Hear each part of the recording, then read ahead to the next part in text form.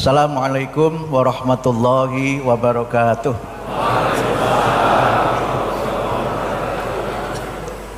Alhamdulillahi rabbil alamin. Wassalatu wassalamu ala asyrafil anbiya'i wal mursalin wa ala alihi wa sahbihi wa man tabi'ahum biistiqamati ila yaumiddin. Amma ba'd. Wa qala Allah Ta'ala fil Qur'anil Karim, a'udzu billahi minasyaitonir rajim. Utlu ma ukhiya ilaika minal kitab wa aqimis shalah innas sholata tanha 'anil fahsya'i wal munkar. Al-ayah. Yang terhormat Profesor Haji Satrio Sumantri Brojonegoro, PhD, Menteri Pendidikan Tinggi Sains dan Teknologi. Beliau senior saya di kementerian dan juga banyak menginspirasi saya dalam berbagai kebijakannya. Bapak-bapak dan ibu-ibu, para pejabat eselon 1 di lingkungan Kementerian Pendidikan Dasar dan Menengah, Kementerian Pendidikan Tinggi Sains Teknologi, dan juga Kementerian Kebudayaan, Al-Mukarram Dr. Ustadz Haji Adi Hidayat, Ustadz kita yang asli. Kalau saya Ustadz figuran karena figuran maka tidak boleh lama-lama ceramahnya.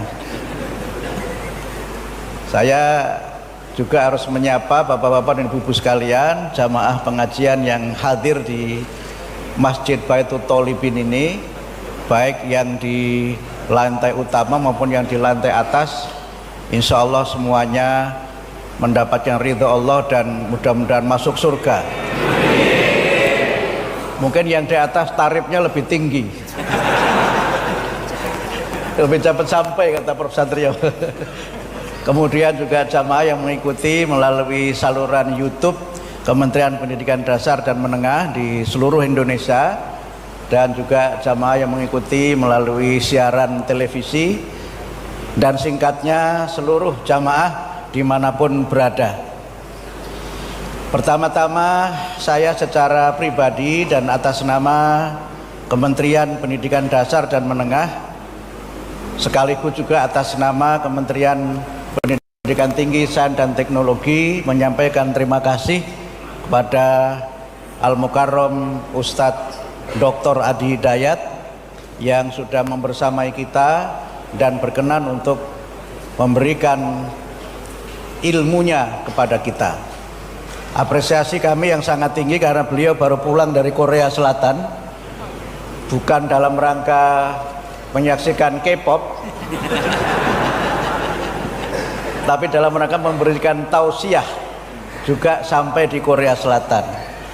Jadi beliau ini ustadz yang sudah terkenal di seluruh dunia, mungkin juga di akhirat. Karena kalau ustadz insya Allah dijamin masuk surga, jadi insya Allah. Kemudian yang kedua juga terima kasih kepada panitia yang sudah menyiapkan acara ini dalam waktu yang sesingkat-singkatnya. Kami persiapan hanya sekitar 1 minggu untuk acara ini.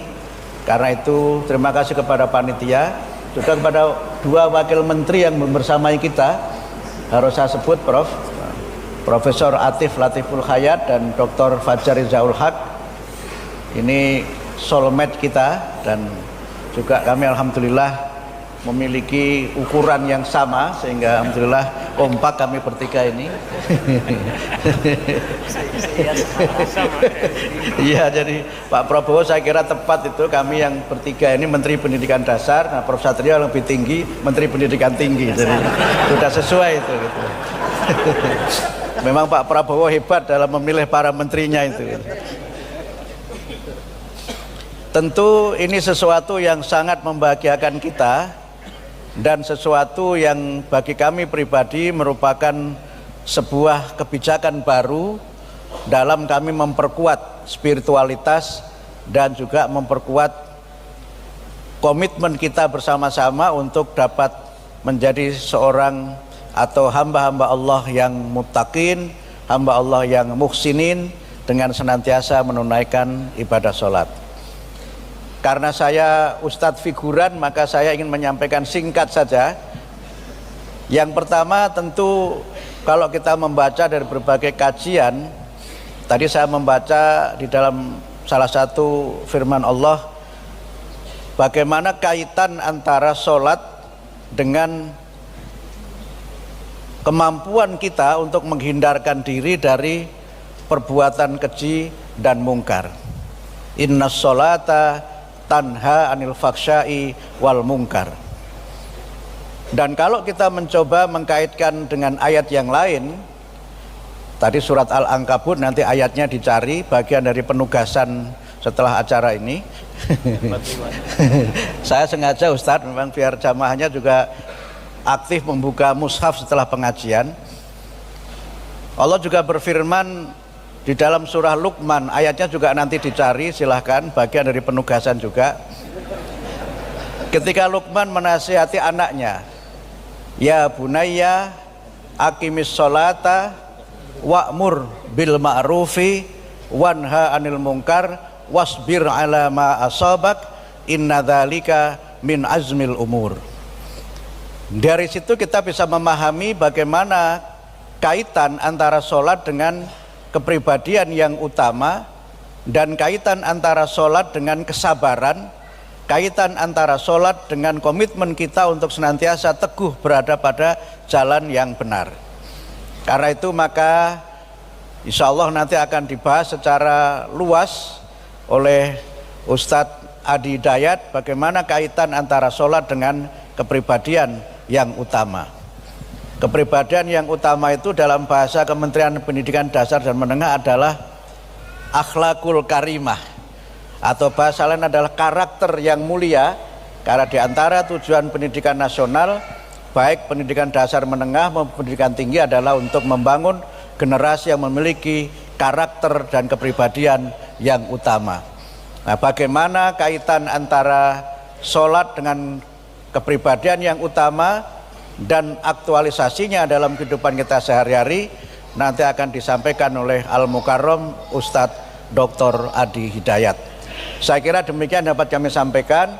Tugas saya sudah selesai, menyampaikan ceramah pembukaan. Sebenarnya itu cara halus saja, prakata panitia sebenarnya, tapi supaya kelihatan agak keren diberi nama tausiah pembukaan gitu. Memang akal-akalannya panitia saja gitu. Cuma karena tausiah jadi harus ada honornya.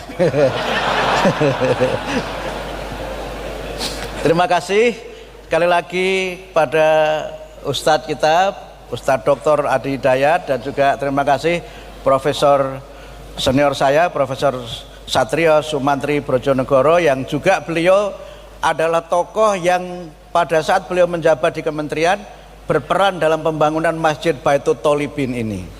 Jadi beliau adalah salah seorang tokoh yang berperan sampai kita punya masjid yang megah. Mudah-mudahan masjid ini semakin makmur dengan jamaah yang semakin banyak dan dengan kegiatan-kegiatan yang mencerdaskan dan mencerahkan.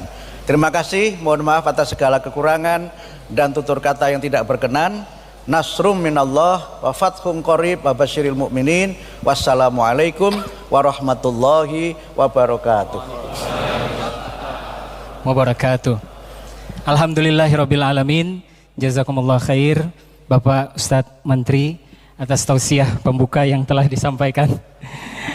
Salat Jumat membawa sajadah, salatnya khusyuk hingga akhir hayat. Saat yang kita tunggu datanglah sudah, mendengar kajian dari Ustadz Adi Hidayat.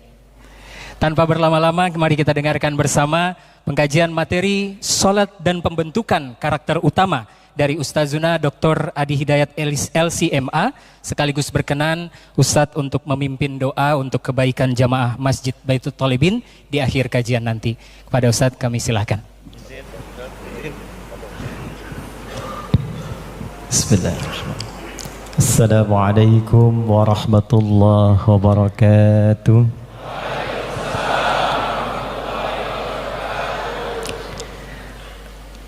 Alhamdulillah alladzi akmala kullan ni'am lil alamin ila masjid Baitul Tholibin. Wassalatu wassalamu ala Rasulillah نبينا وحبيبنا محمد وعلى آله وصحبه وذرياته وأمته إلى يوم الدين وبعد. Yang kita hormati dan kita doakan, mudah-mudahan senantiasa dijaga, dimuliakan dan diberikan kesehatan paripurna oleh Allah Subhanahu wa taala untuk memimpin kementerian ini menuju kementerian yang mencerahkan dan berkemajuan. Profesor, ada ustadznya tadi, Ustadz, walaupun figuran tetap saya harus sebut ini. Ustadz Haji Abdul Mu'ti MED hafizahullahu ta'ala. Ini memang agak bukan keren, tapi saya agak sedikit rumit karena tausiah pembuka ini sudah mengambil esensi tausiah kita. Sebetulnya bisa langsung doa ini ya. Memang kami ini chemistry-nya bagus karena sama-sama lahir di bulan September. Beliau tanggal 2, saya tanggal 11. Karena itu beliau tausiah pembuka, saya pengulas.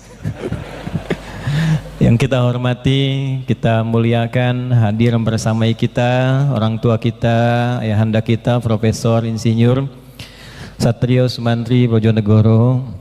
Tadi disampaikan beliau juga dulu bersama Prof. Malik Fajar, Allah yarham, menghidupkan, menginisiasi, membangun dan sehingga kita bisa menikmati Masjid Baitul Talibin ini. Mudah-mudahan digolongkan oleh Allah Subhanahu wa taala pada golongan yang pernah disebutkan Nabi sallallahu alaihi wasallam dalam riwayat Muslim. Imam Muslim mendokumentasikan salah satu hadis dari Nabi berbunyi, man dalla ala khairin falahu ajruhu mithla ajri man amila bihi min ghairi an yankusa min ajrihi syai'. Siapapun yang berkontribusi, memfasilitasi pada kebaikan, ia berpeluang mendapatkan pahala yang sama dengan yang menggunakan aset kebaikan itu tanpa dikurangi sedikit pun. Jadi bila ada yang sholat di sini, ngaji di sini, zikir di sini, infak di sini, insya Allah pahalanya mengalir pada orang-orang yang berkontribusi menghadirkan dan memakmurkan masjid ini, termasuk orang yang telah mendahului kita. Yang kami hormati, kami muliakan seluruh keluarga besar, baik dari Kementerian Pendidikan Dasar dan Menengah, Pak Wamen dan seluruh para pejabat yang saya ikutkan penyebutannya pada Pak Menteri tadi, baik dari Kementerian juga Dikti, Riset dan Teknologi, pun tadi disebut dari Kementerian Kebudayaan, juga keluarga kami, jamaah semua yang datang rindu untuk bisa menggali ilmu di kementerian ini. Semoga semua tanpa kecuali diberkahi oleh Allah di Jumat pertama di awal bulan Sya'ban tahun 1446 Hijrah ini. Bapak Ibu sekalian, karena ini di kementerian, saya ingin mengambil landasan kita mengaji dan mengkaji dari undang-undang dulu. Nanti relevansi undang-undangnya apa kaitannya dengan peristiwa Isra Mi'raj dan pendalilan di dalam Al-Quran, sehingga kita yang mungkin selama ini belum sempat mendalami atas dasar-dasar undang-undang kita memiliki nilai yang dalam dari segi keagamaan bisa tercerahkan kembali. Kalau saya tidak keliru, Pak Menteri mohon nanti diingatkan, di Undang-Undang nomor 20 tahun 2003 itu ada 77 pasal, ditandatangani pada tanggal 8 Juli tahun 2003 saat presidennya masih Bu Megawati, kemudian sekretaris lembaran negaranya Pak Bambang Kusowo. Itu kalau Anda buka di pasal menimbang saja, nanti menimbang, mengingat, baru kemudian menetapkan, ada 5 poin, A, B, C, D, kemudian E.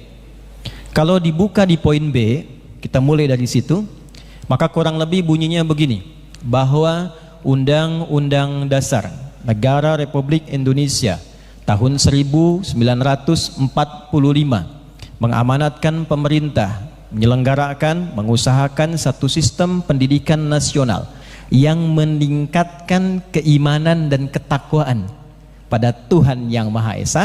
Tolong garis bawahin ya, yang meningkatkan keimanan dan ketakwaan pada Tuhan Yang Maha Esa serta akhlak mulia dalam rangka mencerdaskan kehidupan bangsa yang diatur dengan undang-undang. Kurang lebih demikian Pak Menteri itu. Baik. Ada yang menarik ini. Saya coba kaji, termasuk saat mengajar di beberapa institusi, selalu melekat kata takwa, baik di dalam dasar undang-undang ataupun bahkan dasar yang melekat pada janji atau moto yang terkait dengan institusi. Kita coba gali di Sabta Marganya TNI misalnya, ada 7. Yang ketiganya itu ada takwa.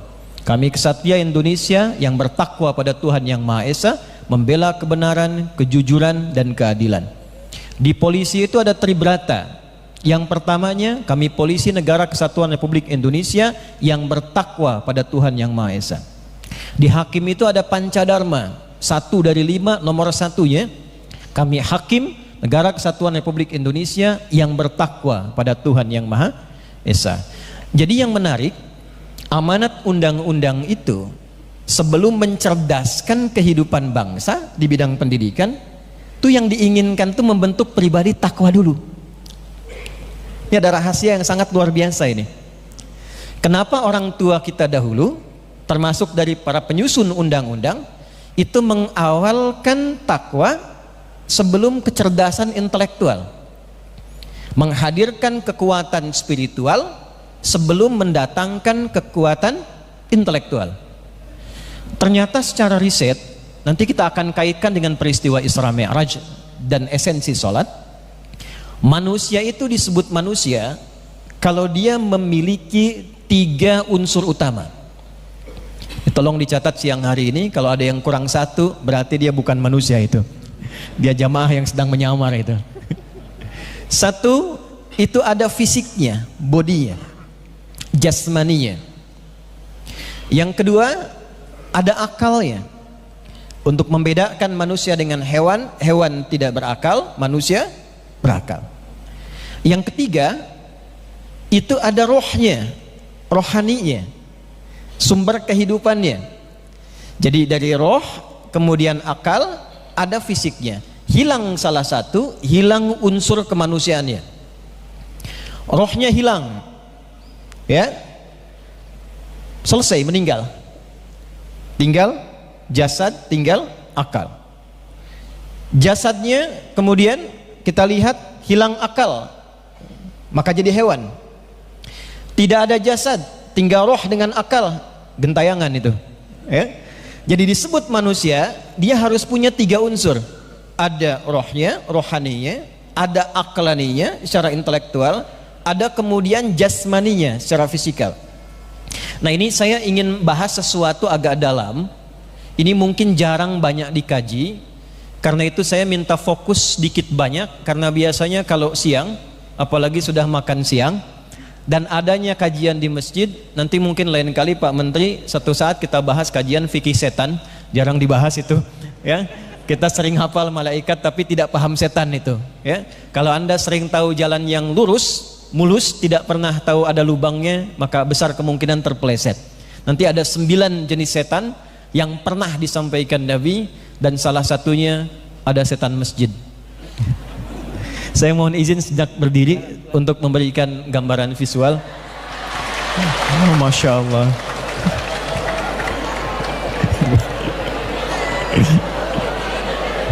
Doanya dikabulkan ya. Baik. Mohon izin supaya saya tidak sia-sia menulis, saya cek. Ibu kelihatan ini? Alhamdulillah. Pak Menteri, cuma di Kementerian Pendidikan Dasar dan Menengah yang jamaahnya punya iman tingkat tinggi, sebelum saya tulis sudah kelihatan.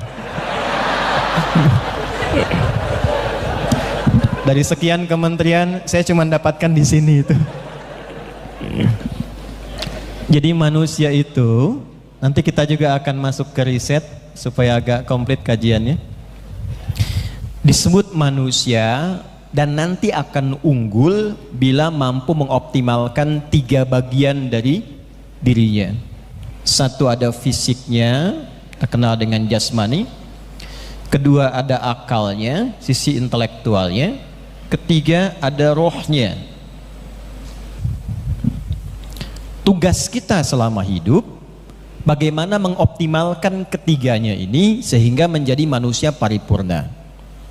Hati-hati, fisik ini bagian terluar tubuh kita untuk mengeksekusi semua keinginan yang perintahnya bersumber dari sini, dari roh, dari jiwa, lalu diolah oleh akal supaya cepat dialirkan ke bagian tubuh agar dieksekusi.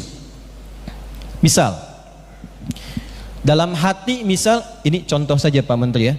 Misal, saya pengen teh manis misal. Contoh, mohon izin, bukan minta. Enggak usah, ini contoh aja. Ada keinginan untuk dapat sesuatu dari dalam diri, lalu bagaimana cara cepatnya supaya pesannya bisa sampai? Oleh akal difikirkan, diolah, diteruskan ke lisan, lalu disampaikan. Apakah dengan kalimat langsung atau berdehem gitu ya, misalnya itu. Atau dengan cara apapun, jadi diolah oleh akal sampai ke tubuh, dieksekusi. Itu cara kerjanya. Dari sini penting kemudian supaya 3 instrumen fisik tubuh kita ini bekerja dengan baik, maka perlu kita rawat dan diberikan asupan-asupan yang positif. Fisik, butuh nutrisi, butuh makanannya, butuh proteinnya seperti kita dapatkan sampai siang hari ini. Saat yang sama, saat fisiknya itu perlu sehat, akalnya pun perlu sehat. Sering rame gitu kan, ada podcast, ada bahasan, ada kuliah, bahkan kuliah akal sehat, kuliah akal sehat ya. Akal sehat itu fungsinya hanya mengkonstruksikan perintah nanti dalam jiwa supaya mudah dieksekusi. Dia tidak membawa perintah, hanya mengkonstruksikan saja. Kerjakan ini, cepat lakukan ini. Semakin sehat dia, semakin banyak masukan yang dikonsumsi, bacanya rajin, belajarnya rajin, menganalisisnya rajin, seperti fisiknya mendapatkan asupan, akalnya juga mendapatkan asupan lewat pengetahuan, maka fungsi akal pun menjadi sehat. Tapi maaf, akal sesehat apapun, dia tidak punya otoritas untuk memberikan instruksi. Semua sumber instruksi yang diolah oleh akal dan diteruskan cepat ke bagian fisik, sumbernya semua ada di sini. Di sumber kehidupannya. Roh masuk ke dalam fisik menjadi nafas namanya. Dari sini muncul istilah bernafas. Quran surah ke-92 di ayat 7 sampai 10. Wa nafsin wa ma sawwaha fa'alhamaha fujuraha wa taqwaha. Maka demi jiwa di dalamnya ada roh yang telah aku sempurnakan saat masuk ke dalam tubuh. Jadi roh ditiupkan masuk ke tubuh kita, kurang lebih usia 4 bulan kandungan. Yang baca Al-Arba'in nomor hadis yang keempat ya. Kalau di Quran kita lihat di surah ke-7 ayat 189, kemudian ditegaskan di Quran surah ke-15 ayat ke-28 dengan cepat. Roh ditiupkan, masuk jadi nafas, kita bisa bernafas. Nah, saat roh masuk itu ada 2 bagian di tubuh kita nanti yang memberikan instruksi kehidupan. Satu yang positif disebut takwa namanya. Ini ada kutub takwa yang positif. Yang kedua, itu sebetulnya tidak disebut lawan langsung. Saya sering mengistilahkan dengan katalis namanya. Supaya bisa membawa yang positif ini, yang baik-baik muncul ke permukaan, namanya fujur ya. Lawan dari takwa itu namanya fujur, asalnya begini, yang negatifnya. Jadi semua instruksi kebaikan, sifat-sifat baik, jujur, sabar, rendah hati, penyayang, perhatian, itu bila diakumulasikan keseluruhannya, namanya disebut satu saja istilahnya, takwa.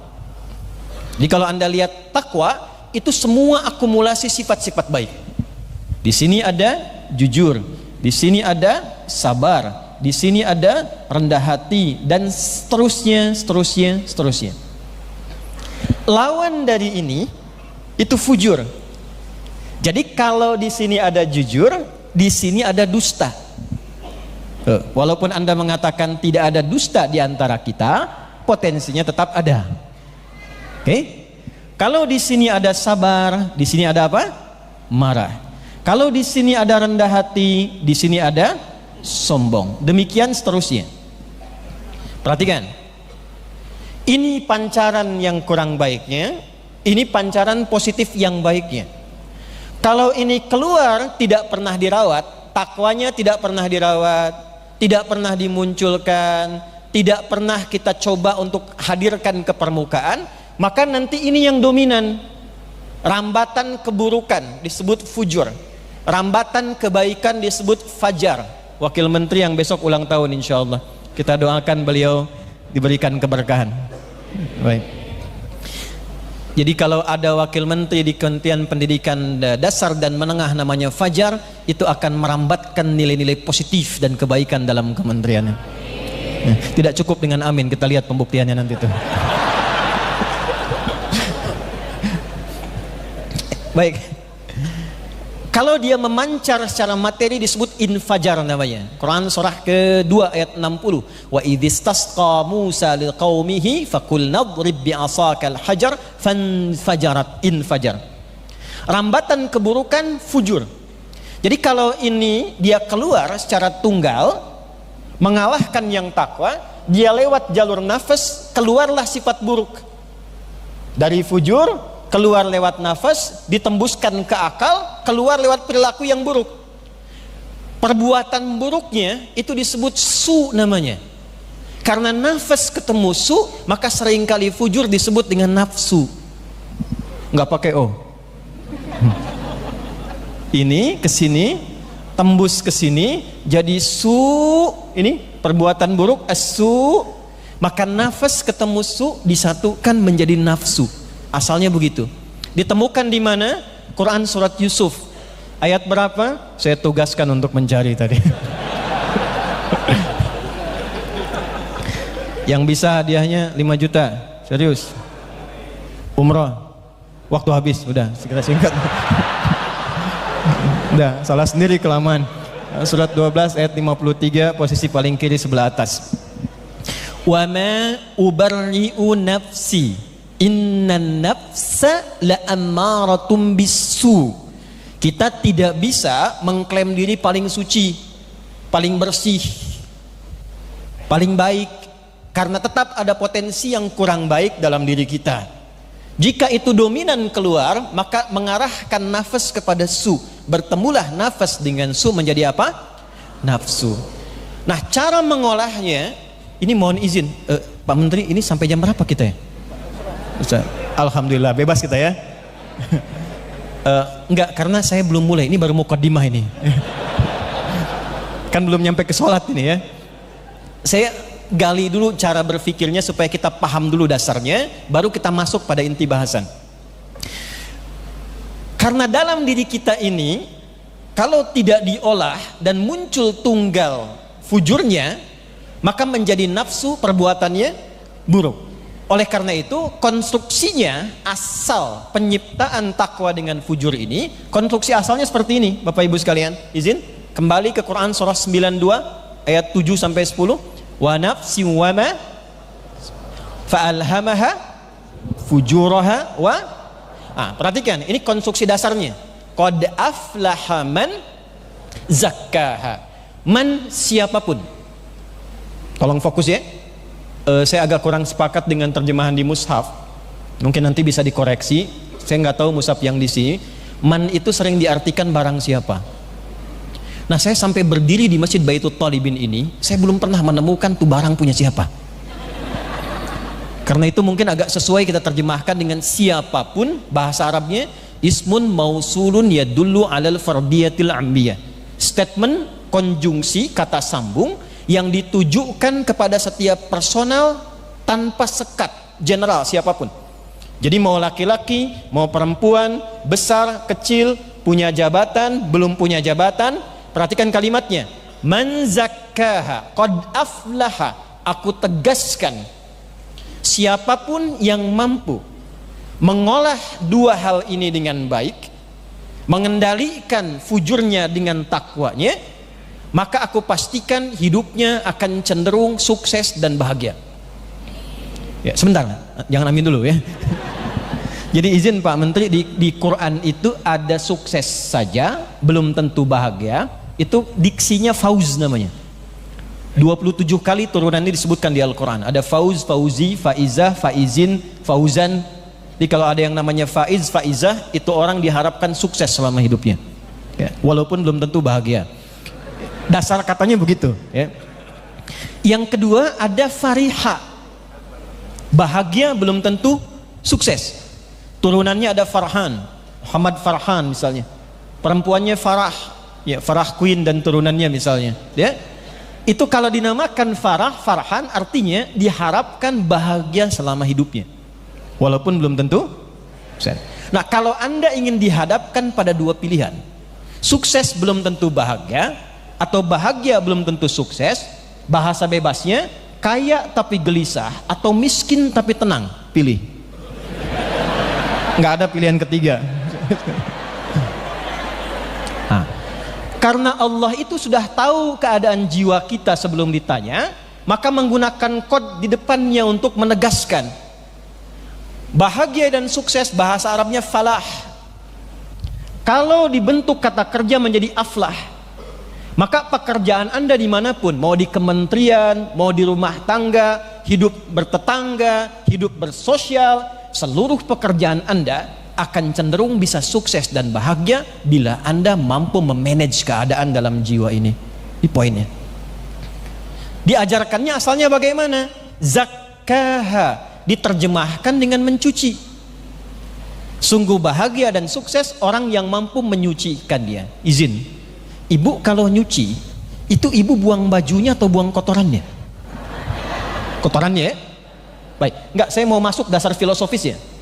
Artinya kotoran itu diciptakan bukan untuk membuat bajunya kotor kan? Perhatikan, ini agak dalam ya. Kotoran diciptakan supaya menghadirkan bersihnya. Sebab kalau nggak ada kotor, bersih itu nggak akan muncul. Antum mungkin nggak nyuci mobil kalau nggak kotor? Halo? Jadi kotoran itu ditampilkan sebetulnya bukan karena ingin menunjukkan bendanya kotor, bukan, tapi ingin menampilkan yang bersih. Sebab kalau nggak ada kotor, bersih nggak mungkin muncul. Tiba-tiba baju bersih langsung dicuci, mau kena bersih dicuci, itu mustahil. Nah, sama persis cara kerjanya jiwa kita juga begitu. Ini fujur diciptakan bukan ingin membuat kehidupan kita bermasalah, bukan. Marah diciptakan bukan ingin membuat pribadi kita pemarah, bukan, tapi supaya sabarnya muncul. Sebab kalau tidak ada marah, sabar tidak mungkin muncul. Coba kalau bisa, nanti suami pulang ke rumah, gak ada angin, gak ada hujan, gak ada apa-apa, ibu langsung bilang, "Pak, sabar ya Pak ya," gitu. Itu saya yakin suaminya pasti tanya, "Mama sehat?" Mesti ada triggernya kan? Nah, jadi orang yang cenderung bahagia itu kata Al-Quran, dia yang mampu mengolah semua yang terlihat, yang terdengar kurang baik, berasal dari yang fujur, jadikan katalis untuk mencari yang takwa. Ini poinnya. Prakteknya gampangnya begini, kalau ada pimpinan marah, Anda jangan ikut marah, cari lawannya. Marah lawannya apa? Sabar. Dititipkan amarah pada suami bukan ingin menjadikan suami pemarah, bukan, supaya kesabaran di istri itu menguat sehingga kuat menghadapi problematika yang akan dihadapi kemudian hari. Kalau cara berpikirnya begitu, itu luar biasa. Suami pulang ke rumah menemukan istri cemberut. Lawan cemberut apa? Nyuk. Jadi begitu kemudian suami pulang menemukan istri cemberut, cari lawannya takwa. Idealnya begitu. Kalau bisa itu dilakukan, maka hidup kita kata Al-Quran itu cenderung membahagiakan dan sukses meniti karir. "Mama, kayaknya kenal. Ini ada hadiah emas 2 kilo," misal gitu ya. Lawannya kan begitu. Ada orang berdusta, kita tahu cepat cari lawannya di takwa. Jadi semakin kita mampu mengoptimalkan jiwa takwa, semakin mampu mengeksplorasi nilai kebaikan, itu semakin dekat pada kesuksesan dan kebahagiaan. Lihat ada sifat malas di orang lain. Oh dia malas, berarti ditunjukkan pada saya mesti rajin. Oh dia tidak jujur, ditampakkan di hadapan kita. Oh berarti ditampakkan pada diri saya, bukan yang lain, yang diinginkan pada diri saya, supaya takwanya muncul, bergerak menjadi pribadi yang lebih baik. Jelas sampai di sini? Mengapa undang-undang pendidikan dimulai dengan takwa, tidak dengan kecerdasan? Di sini, karena secerdas apapun manusia dengan karakter intelektualnya, bila jiwanya bermasalah, moralnya pasti rusak. Yang berbahaya, akalnya diberikan asupan, gelarnya tinggi, belajarnya tinggi, tapi kehilangan kepribadian di karakter moral yang ada di spiritualnya, maka kecerdasan yang dimiliki tidak akan pernah mengarahkan kepada kebaikan-kebaikan dan maslahat. Saya tanya pada Anda, yang korupsi itu orang pintar atau orang bodoh? Semakin pintar kan semakin banyak ngambilnya, ya kan? Yang ke masjid juga begitu. Jumatan takbir pertama mundur cari kotak infak. Itu kalau nggak punya bakat, itu bahaya. Yang nggak punya bakat saja membahayakan. Ini dilatih dengan pengetahuan. Seorang pencuri motor pemula, praktek, dia kehilangan 3 detik. Kata pimpinannya selesaikan dalam 3 detik, dia masih 5 detik masih bergerak. Dia bilang sama pimpinannya, bos ini susah. Kata pimpinannya, sabar, terusin aja. Anda bisa bayangkan tuh, ya, kepintaran intelektual untuk mencari kata dan dorongan-dorongan tadi ditempatkan pada posisi yang salah. Itulah sebabnya kenapa undang-undang mendahulukan ketakwaan dibandingkan dengan kecerdasan intelektual, karena para pendiri negeri ini menginginkan orang-orang yang membangun negeri ini, generasi emas ke depan, memiliki seluruh kematangan dalam bagian dirinya, baik kematangan spiritual, kematangan intelektual, dan kematangan fisikal. Kalau sudah seperti ini, baru kita bicara generasi emas, baru kita bicara masa depan, dan baru kita bicara bagaimana membangun ke depan. Ini mukaddimahnya. Sekarang kita masuk kepada inti pembahasannya. Saya mohon izin agak saya lambatkan sedikit, agak saya pelankan. Bagaimana cara kita bisa mengeksplorasi jiwa takwa ini sehingga bisa menjadi pribadi yang baik seutuhnya, mensupport pada kecerdasan akal, dan bisa diterjemahkan dalam kehidupan fisikal kita. Di dalam Al-Quran, kata takwa ini yang mengiringi nafas disebutkan sebanyak 115 kali beserta seluruh derivasinya.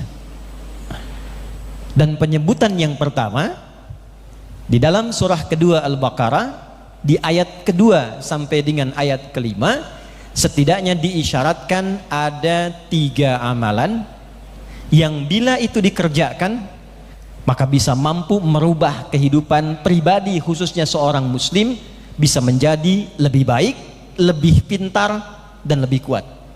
Perhatikan statementnya ya, lebih baik, lebih pintar, dan lebih kuat. Dan nanti kita akan lihat di akhir, semua sahabat Nabi yang diajarkan 3 amalan pokok ini, seluruhnya dengan seluruh profesi mereka yang berbeda-beda, mendapatkan 3 keutamaan ini. Fisiknya dikenal paling kuat, orangnya dikenal paling pintar, jiwanya dikenal paling soleh, dan semua profesi mereka apapun itu selalu sukses di bidangnya dengan capaian tertinggi. Quran surah kedua Al-Baqarah di ayat yang kedua sampai 3, saya cepat. Dzalikal kitabul la hudal lil. Siapa muttaqin, orang takwa yang dimaksudkan di situ? Isi Al-Quran itu, kata Allah, jangan pernah Anda ragukan kandungannya. Di dalamnya ada pedoman berkehidupan yang sangat bermanfaat untuk orang takwa. Siapa orang takwa itu ya Allah? Ayat 3-nya, alladzina. Catat ini. Tuh. Ketika Quran menawarkan tentang ketinggian takwa, kata yang ditampilkan itu bukan tunggal. Bentuknya konjungsi dalam bentuk jama', kata sambung bentuk jama'. Alladzina disebutkan 1080 kali dalam Al-Quran. Ismun mausulun yadullu alal jam'iyatil jama'. Paham? Tidak. Kata sambung konjungsi yang menunjuk pada makna jama' tanpa sekat. Siapapun tanpa kecuali, laki-laki, perempuan, besar, kecil, tua, muda, ditawarkan secara terbuka pada semuanya. Seakan Allah ingin mengatakan begini, aku buka pada siapapun yang ingin menjadi manusia paripurna seutuhnya, masuk pada golongan takwa. Apakah engkau perempuan, apakah engkau laki-laki, punya jabatan, punya status, orang biasa saja, semua terbuka tanpa kecuali. Syaratnya kata Allah sebagai berikut. Perhatikan dan lihat korelasinya dengan undang-undang yang tadi kita bacakan. Alladzina yu'minuna bil ghaibi wa yuqimunas. Ketemu di situ? Alladzina yu'minuna, yaitu orang-orang yang mau meningkatkan kualitas imannya.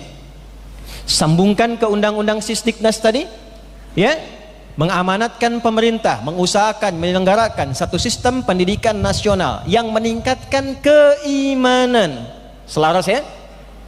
Awas hati-hati nih. Jadi poin pertama sudah dapat nih. Dan ketakwaan pada Tuhan yang Maha Esa. Wa yuqimunas shalah. Ternyata instrumen takwa itu, kalau kita ingin mengolah potensi baiknya keluar, yang buruknya hilang, yang baik-baiknya muncul, mengarahkan pada kesuksesan, amalan utama yang diperkenalkan oleh Allah adalah sholat. Apa namanya? Nih, amalan pertamanya. Jadi ketika Quran memperkenalkan amalan sholat, itu tidak diperkenalkan dengan amalan formal ritual yang dibuka dengan takbir, ditutup dengan salam, tapi yang diperkenalkan itu oleh Allah terlebih dulu keistimewaannya. Kalau Anda bisa tunaikan dengan benar, lihat kalimatnya Bu, Pak, itu ada iqamah, setelah itu ada alif lam. Silahkan Anda cek semua kata sholat dalam Al-Quran yang bentuknya ibadah, itu selalu menggunakan alif lam dan bentuknya selalu khusus. Kalau tidak pakai kata ganti dhamir, pakai alif lam. Wa aqimus shalah wa atuz zakah. Aqimis salata liduluki syamsi wa aqimis salat, selalu menggunakan bentuk alif lam. Kalau tidak pakai alif lam, itu umum maknanya. Anda mau khusyuk, mau tidak, mau paham, mau tidak, itu masih umum. Tapi kalau menggunakan alif lam, itu seperti artikel the dalam bahasa Inggris. Ya, there are so many cars outside. Itu banyak sekali mobil di luar. Oh, the cars is mine. Mobil yang itu tuh, itu punya saya. Artikel the khusus, spesifik. Di setiap ayat kenapa sholat menggunakan alif lam? Untuk memberikan kesan bahwa sholat itu tidak biasa. Ada keistimewaannya, ada aturannya. Jika Anda tunaikan dengan benar sesuai aturan ini, Anda mendapatkan keistimewaannya. Jadi yang mau saya katakan pertama kali, ketika Allah memperkenalkan sholat dalam Al-Quran sebagai instrumen takwa yang bisa mengajak kita sukses dan bahagia, yang pertama kali diajarin Bu, bukan rukunya, bukan sujudnya, bukan i'tidalnya Pak, tapi yang ditampilkan oleh sholat itu keistimewaannya. Saking istimewanya, sholat satu-satunya ibadah instrumen takwa yang penerimaannya dari Nabi harus diterima dengan cara yang tidak biasa. Ini saya tanya sebentar nih. Puasa diperintahkannya di mana? Halo? Oke, 1 juta.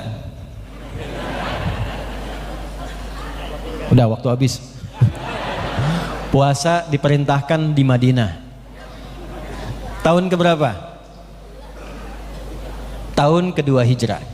Puasa itu instrumen takwa. Bulan depan kita puasa. Al-Baqarah ayat 183. Ya ayyuhalladzina amanu kutiba alaikumus kama kutiba alal ladzina min qablikum la'allakum.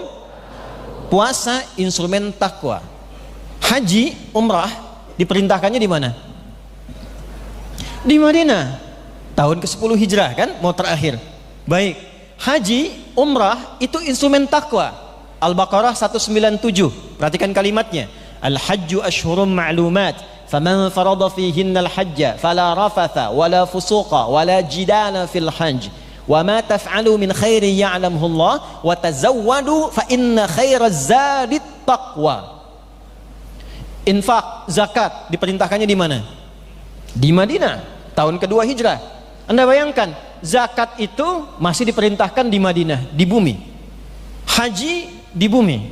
Perhatikan kalimatnya. Umrah juga dengan demikian. Tapi sholat itu berbeda. Saking istimewanya, saking berpengaruhnya pada kehidupan kita, menentukan kualitas kesuksesan dan kebahagiaan seseorang.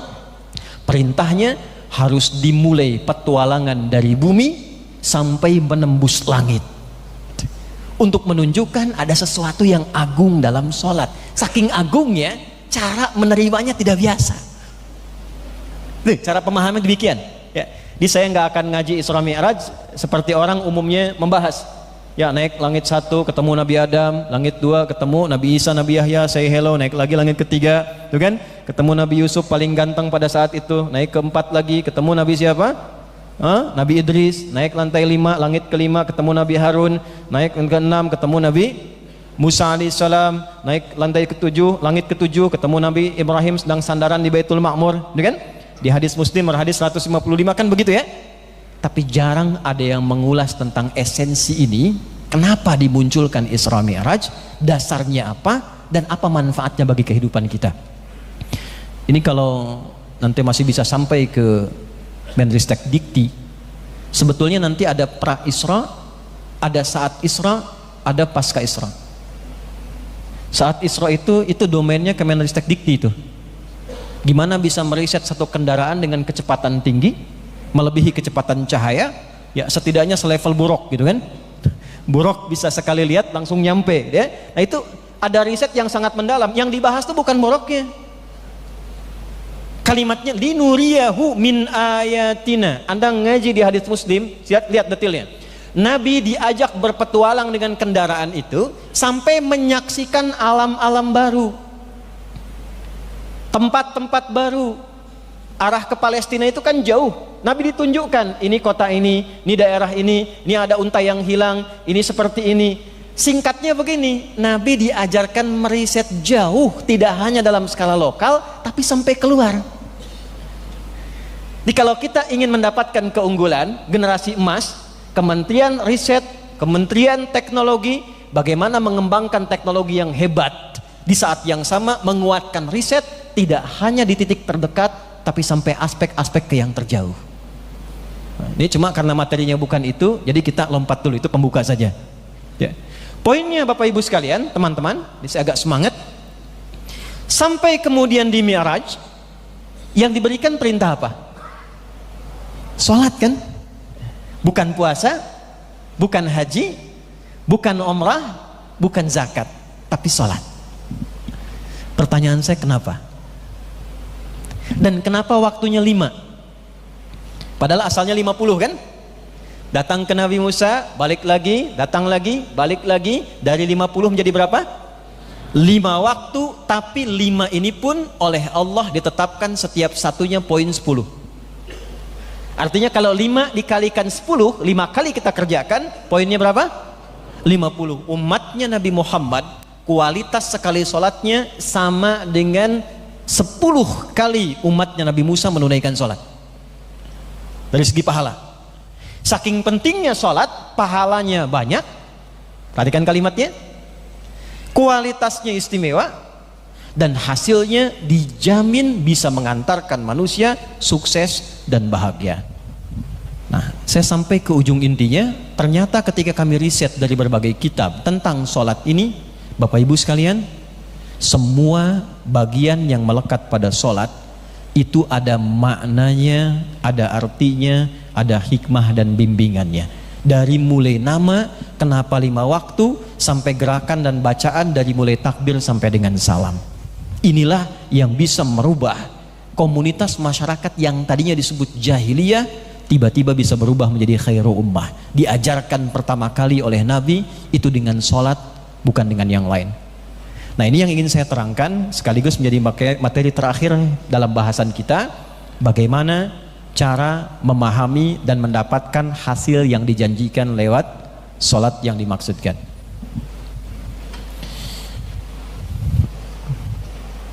Saya mau tanya sebentar, izin pelan-pelan. Sholat itu berapa waktu? Yuk kita sebutkan. 1, 2, 3, 4, 5. Oke, dapat poinnya ya. Sholatnya 5 waktu. Apa keistimewaan sholat? 1 tadi sudah disebutkan oleh Pak Menteri. Sholat bukan hanya pembuktian keimanan kita kepada Allah semata, tapi saat yang bersamaan ada janji Allah dalam sholat yang bisa mengantarkan kita tadi pada kesuksesan dan kebahagiaan. Dan hebatnya setelah diriset dalam Al-Quran, orang yang sholat dengan benar akan diberikan oleh Allah 5 keutamaan yang tidak diberikan pada orang yang tidak sholat. Jumlahnya 5 waktu, keutamaannya 5. Dan 5 ini dijanjikan mengantarkan pada kesuksesan dan kebahagiaan. Anda masih ingat di awal saya katakan kalau sukses dan bahagia bahasa Arabnya apa? Masih ingat? Falah kan? Falah. Fokus ini. Kita menunaikan sholat 5 waktu, dipanggil nggak? Tandanya tiba waktu sholat itu ada apa? Adzan. Artinya adzan apa? Adzan asalnya dari kata udhun, artinya telinga. Jamaknya adzan. Lafaz ini disebut adzan karena akan terus diperdengarkan pada orang yang masih punya pendengaran dan telinga. Dan ini satu-satunya lafaz di muka bumi yang tidak berhenti selama 24 jam. Ini yang menjadikan waktu sholat bisa beda.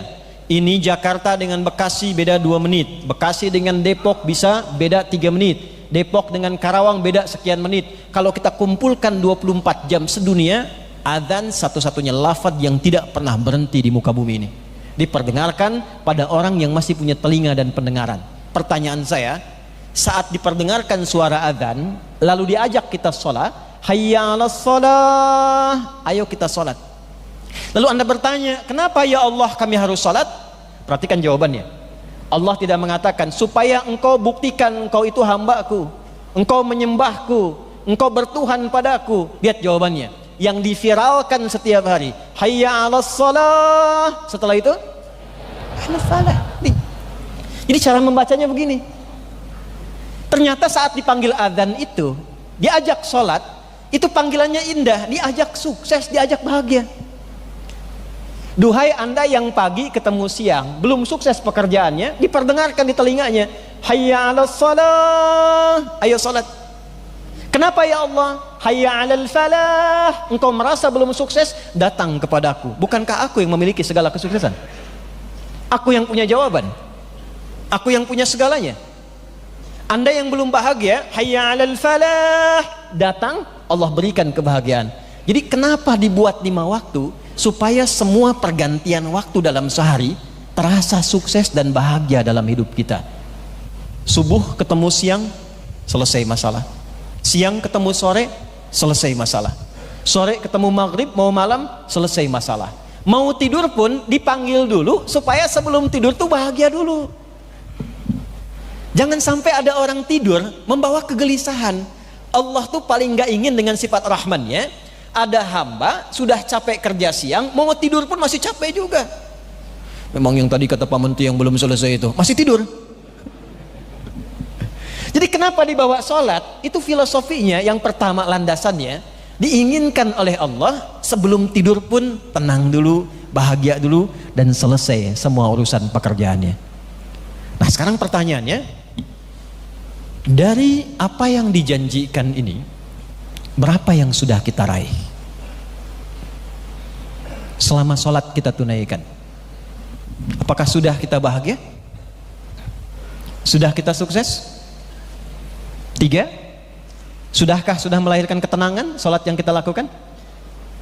4, saya urut, sholat yang bila dilakukan dengan benar sesuai tuntunannya bisa membuat seseorang mudah terkabul doanya. 1, sukses dan bahagia. 2, dianugerahi ketenangan mendalam di hatinya. 3, diantarkan, ini poin penting, pada kemudahan jawaban dalam doa. Saya urut. 1, diberikan ketenangan. 2, diantarkan pada kesuksesan dan kebahagiaan. 3, diberikan jawaban dari doa dengan cepat. Setiap orang yang sholatnya bagus, doanya itu mustajab. 4, ini mungkin banyak sekali juga diharapkan oleh teman-teman sekalian, dibimbing oleh Allah berubah menjadi pribadi yang lebih baik. Dan yang 5, dibangkitkan di hari kiamat dengan wajah yang berbinar, bahagia di 3 alam.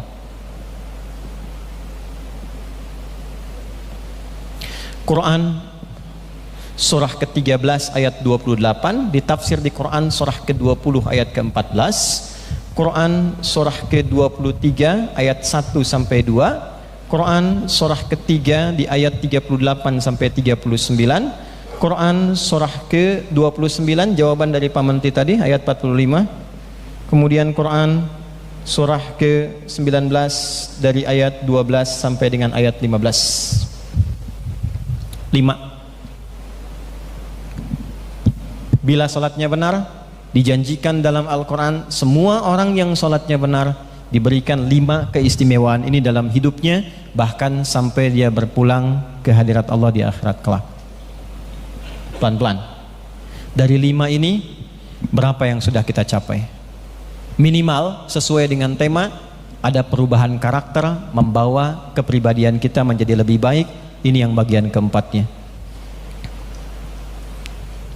Jangan-jangan selama ini maaf sholat tapi lisannya masih senang mencela. Bahkan kadang-kadang yang dicela imamnya. Tar lihat tarawih tuh besok tuh. Mentang-mentang pulang dari Timur Tengah ya, bacaannya Al-Baqarah. Tetangga aja yang pulang dari Mesir bacaannya Kulhu misalnya. Nah, tuh. Coba dicek tuh. Ya, mohon maaf, sholatnya sama, di masjid juga, Quran yang dibaca sama, pengajiannya sama, kok bisa saling menjatuhkan? Kok bisa bikin hoax? Kok bisa berbuat hal yang keliru? Padahal standarnya orang sholat itu begitu dia sholat pasti merubah kepribadiannya menjadi lebih baik. Ya, Quran surah 29 ayat ke-45. 1 ayat ini saja, yang lainnya tidak akan saya kaji. 1 ini saja untuk kita evaluasi sampai dengan siang hari ini. Khususnya di masjid ini, berapa manfaat sholat yang sudah dihasilkan selama ini kita sholat berupa perubahan pada karakter kehidupan kita. Utlu ma uhiya ilaika minal kitab wa aqimis shalah innas salata tanha 'anil fahsya wal munkar. Sungguh tancapkan pada hatimu yang paling dalam, kalau sholatmu benar dikerjakan, itu pasti merubah pribadimu menjadi lebih baik, terbebas dari 2 sumber keburukan. Maaf, ini nanti untuk kajian ya, di unsur kementerian. Kalau ada siswa yang kurang baik, orang tua yang kurang baik, guru yang kurang baik, kita yang kurang baik, itu kata Al-Quran sumbernya cuma 2. 1, fahsya, keburukan yang bersumber dari syahwat faraj. Maaf, pornografi, porno aksi, ya, kata-kata kotor, jorok, LGBT dan turunannya, itu fahsya. Jadi kalau ada orang sholat, nggak mungkin berkata-kata kotor, itu mustahil. Karena ketika sholat ditunaikan dengan benar, yang kotor itu hilang, yang baiknya muncul. Ibu kenal Umar nggak? Bilang kenal, saya pulang. Umar bin Khattab itu kan kata-katanya luar biasa sebelum sholat. musuh Nabi, mencela Nabi, selalu tantangin orang. Yang berani dengan saya ketemu di Bukit A, ya, pamit dulu pada ibu yang telah melahirkannya karena ia akan pulang tanpa nama. Umar. Tapi jenius. Saat ada musim jualan Tuhan, yang lain pakai, ada yang batu namanya wathan, ada yang kayu namanya sonam. Umar itu menggunakan roti. Jenius, jualan Tuhan menggunakan roti. Musim panas dia keliling, lelah, capek, lalu disimpan rotinya karena lapar, ditaruh di atas. Dia katakan, ya Lata azilini ana jawaan, Lata maafkan saya lapar betul, pinjam kepalanya sebentar, nanti saya ganti lagi, katanya.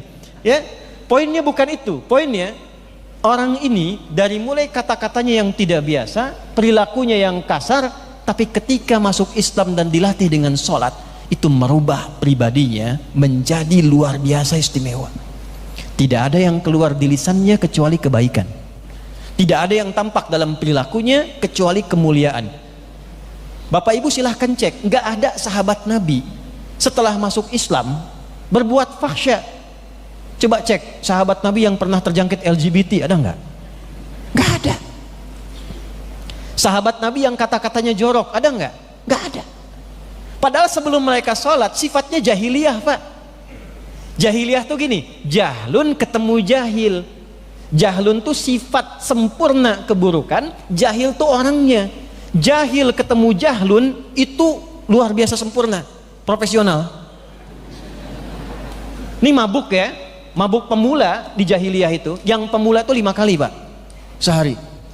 Anda bayangkan yang profesional gimana? Kalau mencuri itu nggak tanggung. Mungkar itu yang diingkari oleh hati, dari pencuri, pembunuh, perampok, pembegal, itu ada semua, dan dilakukan dengan cara yang sangat profesional. Di Jakarta ada begal nggak? Ada. Di jahiliyah kalau ada begal itu sekampung begal semua. Ada namanya Jundub bin Junada, pimpinan begal. Kampungnya namanya Gifar, terkenal. Orang lewat situ kalau nggak setoran, hilang barang atau hilang nyawa. Gifar. Untuk menunjukkan dia dari Gifar, tambahkan al di depannya, ujungnya i. Al-Ghifari, berasal dari kampung begal. Kalau ada yang namanya Al-Ghifari, kampung begal itu. Sebelum sholat. Tapi setelah masuk Islam, datang ke Mekah, konsultasi dengan Nabi, masuk Islam. Diajarkan prinsip dasar sholat. Secara singkat, berubah jadi pribadi yang hebat. Tiba-tiba menjelma jadi ustadz, banyak meriwayatkan hadis tentang takwa sampai dikutip Imam Nawawi, dimasukkan dalam Al-Arba'innya beliau. Termasuk dalam Riyadhus Shalihin 1896 hadis. Itu diantaranya Jundub bin Junadah. Preman taubat tuh royaltinya ke situ larinya tuh. Ya, jadi ustadz, dan hebatnya pulang ke kampung Gifar itu sekampung jadi baik semua. Masuk Islam, diajarkan sholat. Tiba-tiba Madinah heboh, dagdikduk, dagdikduk, dagdikduk. Banyak datang orang Gifar, berubah dari tadinya preman, pemalak, pembegal, semua berubah jadi pribadi yang sangat baik ketika diajarkan sholat. Gerakannya sama, bacaannya serupa. Kenapa hasilnya nggak sama? Ini pertanyaannya. Maka kemungkinan besar menurut analisis kebahasaan dalam Al-Quran, ada 2 penyebab orang yang sholat tidak mendapatkan kemuliaan-kemuliaan ini, termasuk merubah perilakunya. 1, kembali ke Quran surah 29 ayat 45. Banyak orang yang sholat diduga tidak mengerti, tidak memahami apa yang dibaca dan dilakukan dalam sholatnya. Coba saya tanya ulang. Dari sekian ribu ruku dan sujud, berapa yang dipahami bacaannya? Kenapa tangannya begini? Kenapa takbirnya begini? Kenapa yang dibaca Allahu Akbar? Jangan-jangan selama ini ruku gak ngerti apa yang dibaca. Sujud tidak paham apa yang dipahami. Padahal pembuka ayat keistimewaan sholat dibuka dengan kata tilawah. Utlu ma uhiya ilaika minal kitab wa aqimis sholat. Ibu, wahyu pertama apa, Bu? Yang turun Iqra kan? Baik, perhatikan apa artinya Iqra. Bacalah. Bapak cek lagi, wahyu tentang sholat, Quran surah 29 ayat 45, itu dibuka dengan utslu, tapi terjemahannya sama, bacalah juga. Bedanya di mana? Kok bisa kalimatnya beda, terjemahannya sama? Kalau Iqra, itu permintaan untuk membaca sesuatu tanpa tuntutan memahami, yang penting baca. Karena itu dulu kita punya buku belajar bacaan Quran kan? Ada Iqra, ada qiraati, kan yang penting baca kan? Nggak dituntut paham. Ya kan? A fata a, ba fata ba, fa fata fa, lam doma lu, apa lu, kan? Tapi kan nggak dituntut paham. Kenapa harus paham ini begini? Kenapa itu begitu? Sama di tingkat dasar juga begitu kan? Bacaan dasar tuh Iqra, qiraah, darasa, ngadaras tempatnya madrasah. Ini ibu Budi, ini tetangga Budi, ini kawan Budi. Kan nggak pernah ditanyakan itu Budi sebetulnya siapa gitu. Karena yang dituntut tuh bisa baca. Itulah Iqra. Kalau tilawah dia punya 3 arti. 1 baca, 2 pahami yang dibaca, 3 praktekkan apa yang dipahami itu. Kenapa wahyu pertama itu Iqra bukan utslu? Karena maaf, Nabi itu jangankan paham, baca aja nggak bisa. Jadi keliru kalau wahyunya turun utslu, itu keliru karena jangankan paham, baca pun tak mampu. Setelah dibimbing malaikat, banyak wahyu turun, diajarkan malaikat sampai paham, barulah wahyu tentang sholat dibuka dengan tilawah. Utslu, tilawah. Yang baca tanpa paham disebut qori, yang memahamkan disebutnya siapa? Kalau ada yang menerjemahkan siapa namanya? Sari tilawah. Mungkin yang pertama kali menerjemahkan itu Bu Sari, makanya disebut Sari tilawah. Kalau Pak Fajar mungkin Fajar tilawah. Kalau Adi mungkin Adi tilawah. Intinya tilawah itu baca, paham, amalkan. Perintah sholat pakainya pakai tilawah, bukan qiraah. Jadi idealnya begini, sebelum sholat tuh baca dulu, pahami dulu. Setelah paham, tunaikanlah sholat dengan pemahaman itu, dan silahkan rasakan perbedaannya dan bagaimana pengaruhnya pada karakter kehidupan kita. Nah, sekarang saya kasih bonus, dan di sini saya berhenti. Dari nama waktu sholat saja dulu, jangan dulu kita bergerak. Sholat pertama tadi apa? Subuh. Ada 2 nama dalam Al-Quran, satu subuh, yang kedua apa namanya? Fajar. Perhatikan, sholat kedua zuhur kan? Sholat ketiga asar. Sholat keempat maghrib. Sholat kelima isya. Kenapa disebut subuh? Pernah nggak selama ini kita sholat terus kita kaji? Terus kenapa namanya 2 fajar? Siang bahasa Arabnya apa? Nahar. Tuh kalau nggak ada hadiahnya cepet tuh. Ya. Siang nahar, tapi kok sholatnya zuhur? Sore bahasa Arabnya apa? Masa, tapi sholatnya kok asar? Maghrib perpindahan. Malam apa bahasa Arabnya? Lail kan? Lail, lala, lili, lela, layali, jamaknya itu malam. Ibu Leli, ibu malam-malam tuh. Ya. Tapi sholatnya kan isya. Kenapa kok bisa sholatnya isya? Subuh dan turunannya asbah disebutkan 6 kali dalam Al-Quran. Dalam bahasa Arab, kata yang dimulai dengan sod, ba, dan ha itu bukan hanya menunjuk pada waktu, tapi menunjuk pada rencana yang terukur, yang siap dieksekusi, planning yang sudah matang, yang siap dikerjakan. Di mana ditemukan dalilnya? Quran surah 81 ayat berapa? 18. Was-subhi idza tanaffas. Dan aku bersumpah demi waktu subuh saat awal nafasmu itu bermula, dan disitulah tertata aktivitasmu yang siap dilaksanakan. Jadi kalau orang Arab tanya, kaifa asbahta ya akhi? Itu bukan hanya nanya kabar, tapi juga memberikan isyarat bagaimana kabarmu dan punya rencana apa di hari ini yang akan kamu jalankan. Di orang Islam itu bangun dari tidur, disiapkan sholat subuh, bukan sekedar sholatnya saja. Anda, saya, kita baru bangun tidur, itu sudah ditanya oleh Al-Quran, hari ini punya rencana apa? Nanti jam 4 ada di mana? Jam 5 mengerjakan apa? Malam nanti apa yang akan dilakukan? Dipanggillah kita menunaikan sholat, bukan sekedar datang, tapi membawa agenda yang telah siap kita rencanakan. Dari mana praktek nabinya? Di Sunan Abu Daud. Nomor berapa? 1367. Rawinya siapa? Ibnu Abbas radhiyallahu taala anhuma. Kalau Anda buka kitab Sunan Abu Daud, nomor hadis 1367, rawinya dari sahabat Ibnu Abbas radhiyallahu taala anhuma, itu langsung dipraktekkan dari bangun tidur oleh Nabi sallallahu alaihi wasallam. Kana Nabi sallallahu alaihi wasallam, adalah kebiasaan Nabi sallallahu alaihi wasallam, idza staiqadha min naumihi, kalau bangun dari tidurnya, famasaha biyadihi min athari naumih, pertama menghilangkan ngantuk dulu. Enggak langsung baca doa. Bukan saat ngantuk baca sehingga tidak sadar apa yang dibaca. Alhamdulillahilladzi ahyana ba'da ma amatana wa ilaihin nusyur. Bangunnya jam 3 pas amat melek jam 5. Sadar dulu. Setelah itu apa? Faqara'a khawatima Ali Imran, maka beliau mengumumkan, membacakan, mengeluarkan 11 ayat terakhir surah Ali Imran sebagai agenda hidupnya dunia sampai akhirat.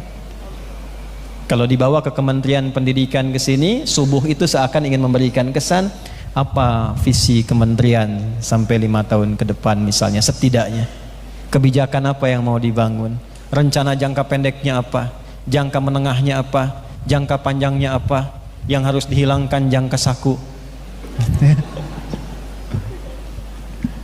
Itu subuh. Nah karena itu satu-satunya sholat di dalam Quran yang diminta saat sholat bawa agenda supaya minta pertolongan Allah dimudahkan. Jadi bangun tidur sudah ada agenda, dipanggil lewat sholat, dalam sujud kita minta kemudahan. Ya Allah, mudahkan urusanku hari ini, lancarkan urusanku, lindungi dari hal-hal yang merusak, lindungi dari hal-hal yang menyulitkan. Itu bahasa Arabnya disebut dengan Quran. Ada Al-Quran, ada Quran, itu beda. Al-Quran itu dari Al-Fatihah sampai An-Nas. Kalau Quran semua bacaan yang kita sampaikan, zikir, istighfar, doa, permohonan, semua disebut dengan Quran. Khusus sholat subuh, saat cahaya fajar membelah kegelapan malam, datang subuh, kita tidak hanya diminta sholat, tapi diminta oleh Allah membawa agenda yang telah kita siapkan di hari itu. Di mana dalilnya? Surah ke-17 Isra, ayat berapa? 78. Quran surah 17 ayat 78. Aqimis salata liduluki syamsi ila ghasaqil laili wa qur'anal fajr. Inna qur'anal fajri kana mashhuda. Tunaikan olehmu salat. Salatnya disebut dari tergelincir matahari, zuhur, asar, ghasaqil laili, maghrib, isya. Salatnya, tapi begitu fajar, wa qur'anal fajri. Jangan sekedar salat. Agenda kamu hari ini apa? Kau mau kemana? Allah Maha tahu, tapi kita ditanya balik.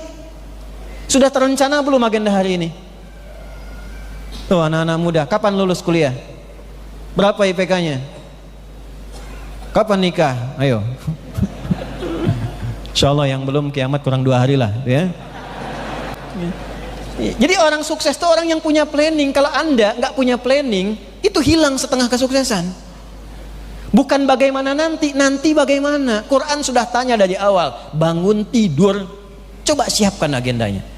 Bangun tidurku terus, ayo mandi sana tuh. Duduk dulu, hilangkan bekas ngantuk, siapkan agenda. Siapkan dulu, mandi tapi nggak ada agenda, itu kosong dalam pandangan Nabi itu. Subuh. Setelah itu cek cepat, duhur. Apa duhur artinya? Jelas, terang. Izhar, baca dengan jelas. Sampai siang sudah jelas belum hasilnya? Anda yang kerja sampai hari ini di kementerian, udah dievaluasi belum sampai siang? Selesai nggak tugas? Jangan dibesokin. Kalau bisa dioptimalkan, perjelas hasilnya. Optimalkan, evaluasi sampai tengah hari. Masa kerja dari pagi sampai siang nggak ada hasilnya? Rapikan filenya. Tapi pertanyaan besarnya, apakah pekerjaan Anda juga membawa pada kebahagiaan akhirat? Berapa yang sudah bertugas di kementerian ini yang juga berinvestasi untuk akhiratnya sebagai bekal pulang? Pak Malik Fajar sudah meninggal orangnya, karyanya masih ada masjid. Setidaknya apa yang kita kerjakan niatkan sebagai ibadah. Selesai pekerjaan, ada legasi yang kita dapatkan.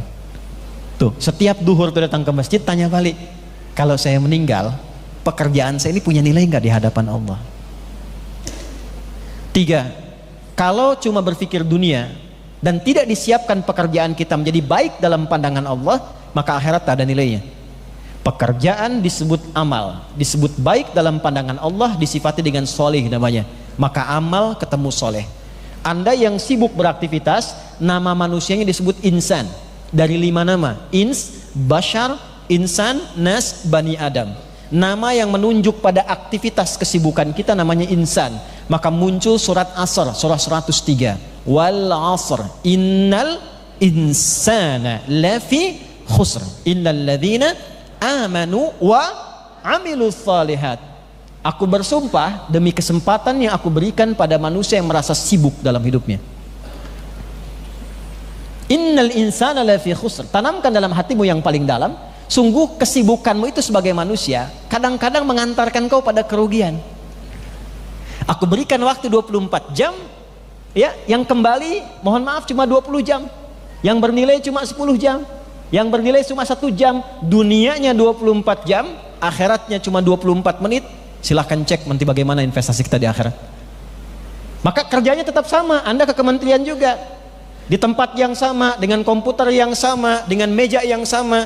Cuma niatkan semua pengabdian kita untuk bangsa dan negara sebagai ibadah kepada Allah Subhanahu wa ta'ala, maka dicatatlah itu sebagai ibadah. Ibu merawat anak itu karena cinta atau karena Allah? Masa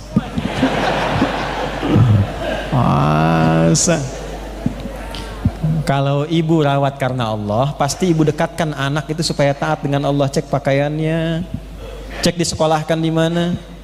Sama bapak ibu, mohon izin kalau kalimat ini agak langsung, kalau di kementerian ini pun kita ingin berusaha menunaikan amanah undang-undang, meningkatkan iman dan takwa, mendekatkan amanat ini kepada anak-anak bangsa dengan Tuhannya, tapi ternyata dalam prakteknya menjauhkan dari Tuhan, maka tidak menjadi investasi kebaikan di dalamnya.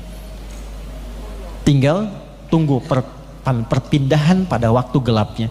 Muncul maghrib, terakhir isya. Tahu artinya isya? Saya langsung nih, saya kasih jeda kurang lebih sampai 10 detik. Umrah bintang 5 di Mekah dan di Madinah. Apa artinya isya? 1, 2, malam sampai Cengkareng. 5, 6. Gak usah di Google, gak akan ketemu.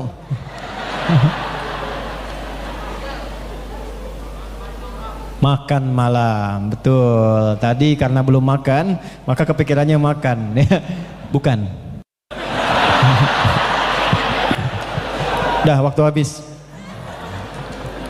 Isya. Jadi gini, nanti kalau saya alhamdulillah kemarin Prof pengukurannya tuh di gramatikal bahasa Arab. Jadi Quran itu termasuk di bahasa Arab itu ada 12 juta entry termasuk harokatnya. Fathah, kasrah, dhammah termasuk sukun tuh ada maknanya. Termasuk sukun. Ya, ini cerita sebentar.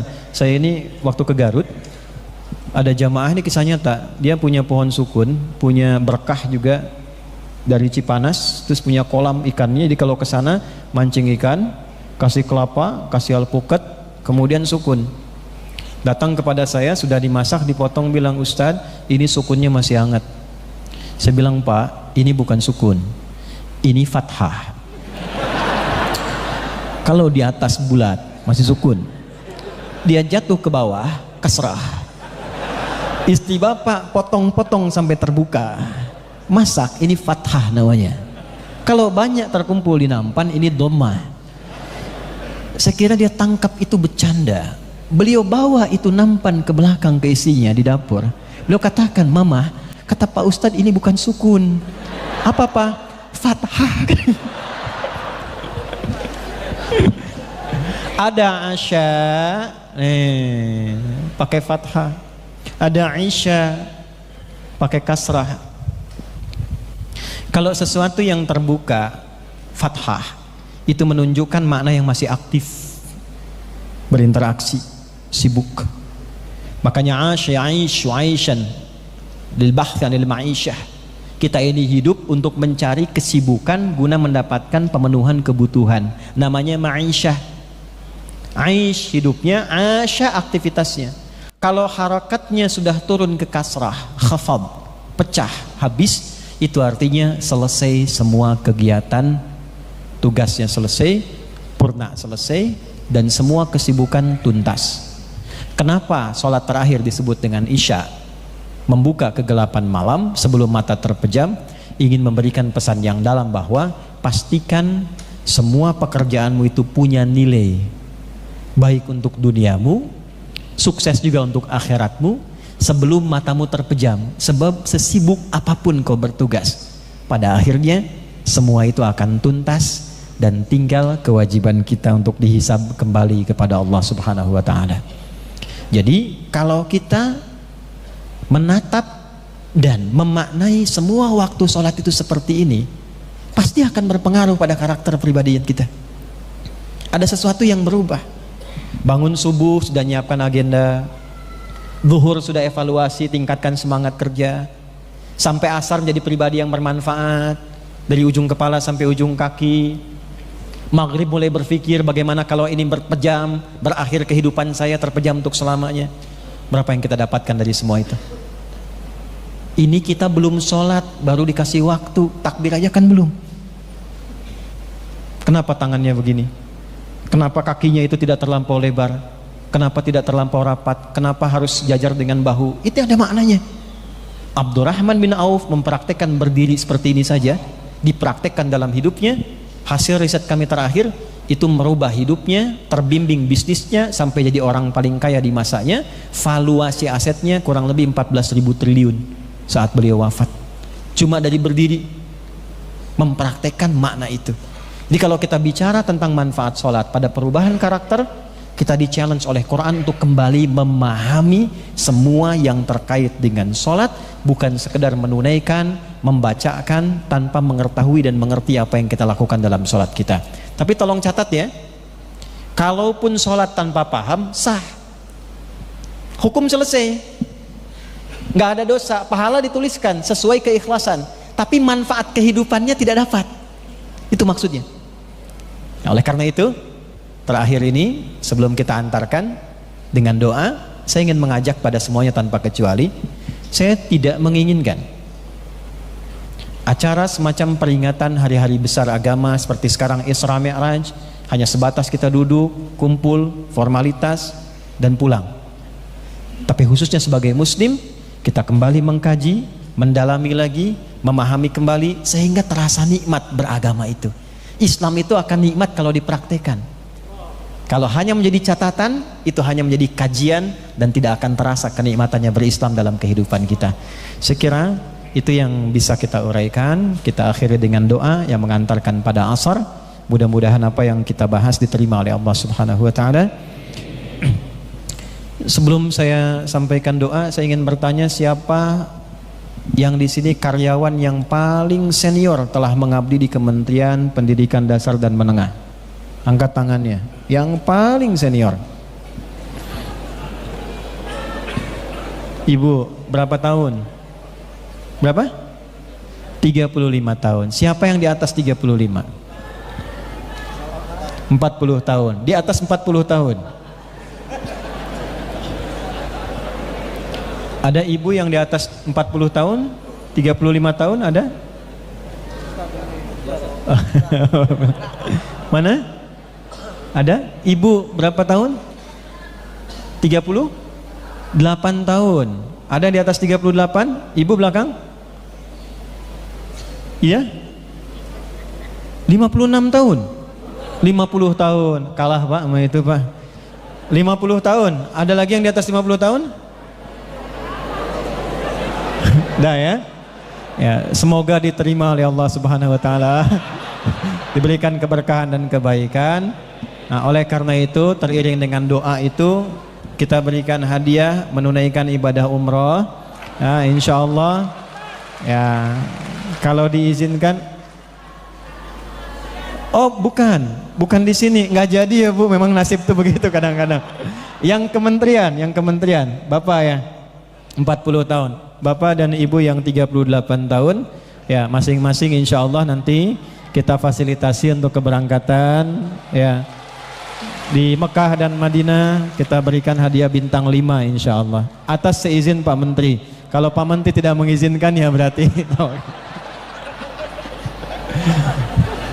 Mari kita berdoa, mudah-mudahan doa kita diijabah dan diterima oleh Allah Subhanahu wa taala. Allahumma taqabbal minna innaka antas samiul alim wa tub alaina innaka antat tawwabur rahim. Nahmaduka hamdan syakirin kama 'allamtana an nahmadak wa nashkuruka syukran kama 'allamtana an nashkurak antal muqaddim wa antal muakhir biyadikal khair innaka 'ala kulli syai'in qadir. Allahumma barik ya Allah hadhil wizarah kama barakta ya Allah wizaratil ukhra tamaman mubarakah. Ya Allah, turunkan, anugerahkan dan liputkan keberkahan sempurna pada kementerian ini, Kementerian Dasar dan Menengah ya Allah, seperti Engkau berkahi berbagai institusi-institusi baik di masa-masa yang lalu. Allahumma aj'al ya Allah ra'isaha waj'al jami'a ummaliha ya arhamar rahimin mubarakin wa mahdiyin min indika ya arhamar rahimin. Ya Allah, jadikan setiap orang yang bertugas di level tinggi sampai level bawah di kementerian ini orang-orang yang Kau berikan petunjuk untuk memberikan dedikasi terbaiknya ya Allah bagi kementerian ini, bagi bangsa, bagi masyarakat, bagi negaranya. Sehatkan mereka ya Allah, berikan kekuatan paripurna dimanapun berada di seluruh lapis kehidupan negara kesatuan Republik Indonesia ini. La tada'lana fi maqamina hadha wa fi kulli maqamin dhanban illa ghafartah. Ya Allah, jangan biarkan ada satu orang pun yang datang di acara ini membawa dosa kecuali Engkau ampuni seluruh dosa-dosanya. Wala hamman illa farajtah, jika ada yang datang membawa kegelisahan mohon tenangkan hatinya. Wala dainan illa qadaitah, jika ada yang diliputi oleh utang piutang mohon limpahkan rizki untuk melunasi utang-utangnya. Wala maridan illa syafaitah, jika ada yang sakit mohon sembuhkan ya arhamar rahimin. Allahumma ihfadz biladana Indonesia waj'alha baldatan thayyibatan wa anta tardaha. Ya Allah, mohon jaga negeri kami Indonesia, jadikan negeri yang makmur, yang baik, yang Engkau ridai ya arhamar rahimin. Allahumma ihfadz ya Allah mujtama'aha waj'alhum muwahhidina wajadibhum tafruqah. Ya Allah, mohon jaga masyarakat Indonesia dimanapun berada, satukan kami dalam kebaikan, jauhkan kami dari perpecahan. Wahfad ya Allah ra'isaha ya arhamar rahimin, wahfad sihatahu waj'alhu ya Allah min ibadikas salihin dan mahdiyin adilin ya khafif hisabahu yaumal qiyamah.